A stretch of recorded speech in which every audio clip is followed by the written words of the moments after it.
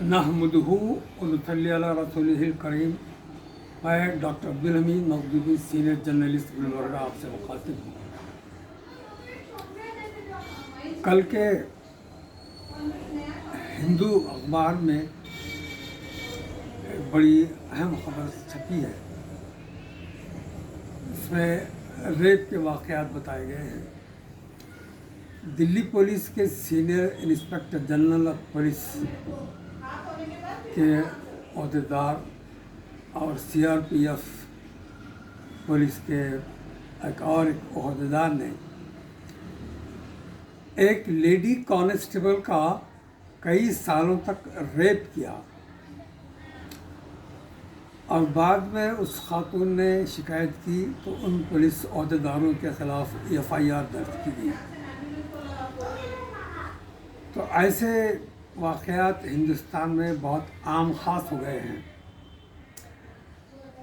यहाँ पर कहना यह है कि जितने भी बड़े ओहदेदार होते हैं उनकी बड़ी बड़ी तनख्वाहें होते हैं, दीगर अलाउंसेस होते हैं, सफ़र खर्च दिया जाता है, घर का किराया दिया जाता है, ड्राइवर के साथ कार दी जाती है और दीगर सहूलतें उन्हें फराहम की जाती हैं।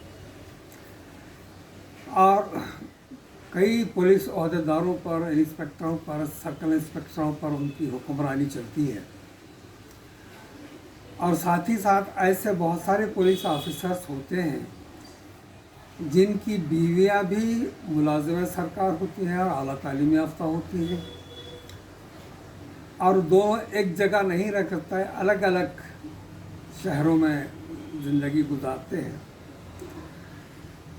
तो ऐसे लोगों की ये शिकायत है कि लोग अपने जिनसी आसूदगी के लिए अपने ही महकमे के ख़वातीन से जिनसी रवाबित पैदा करते हैं, ज़ोर ज़बरदस्ती करते हैं, या फिर उनकी तरक्की के मामले या उनकी तनख्वाह में इजाफे के मामले या ग्रेड्स के मामले में।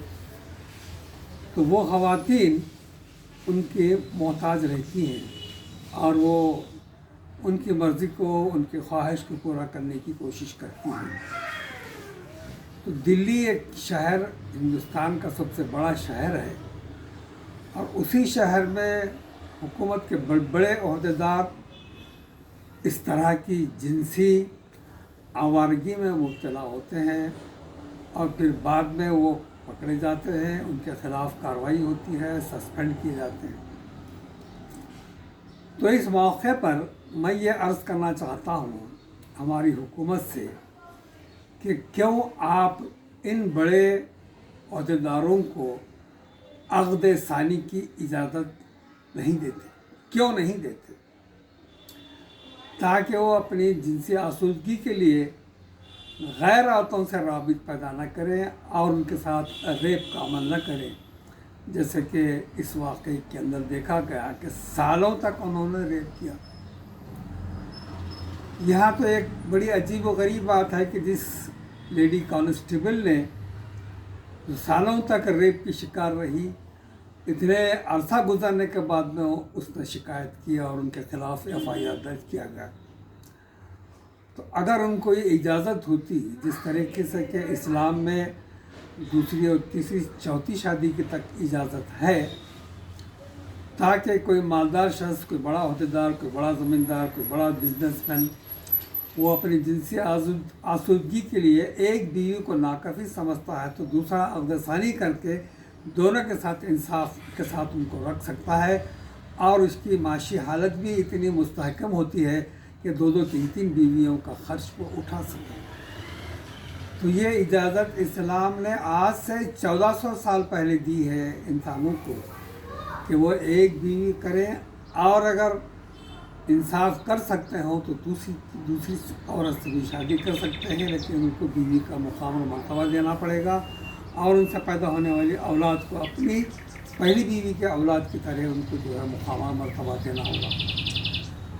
तो यहाँ सबसे बड़ी कमज़ोरी हिंदू धर्म की है, जिसमें हुकूमत भी उसी को लागू करती है और ऐसे बड़े अहदेदारों को दूसरी शादी की इजाज़त नहीं देती, جس کی بنا پر ایسے ریپ کے بے شمار واقعات ہوتے ہیں، اور کہا جا رہا ہے کہ ہر آدھے گھنٹے میں ایک ریپ کا واقعہ ہو رہا ہے۔ سب سے زیادہ واقعات شہر دلی میں ہوتے ہیں۔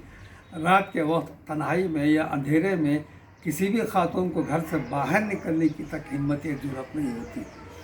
دلی کا گویا دلی شہر، اس کو دلی کہنے کے بجائے اس کو ہم ریپستان کہیں تو بیجا نہ ہوگا۔ میرے اس بیان کو یا اس اسٹیٹمنٹ کو میں نے میڈیا میں بھی اس پر اظہار خیال کیا ہے۔ اس پر جو ہے اس سبسکرائب کریں اور اس کو شیئر کریں اور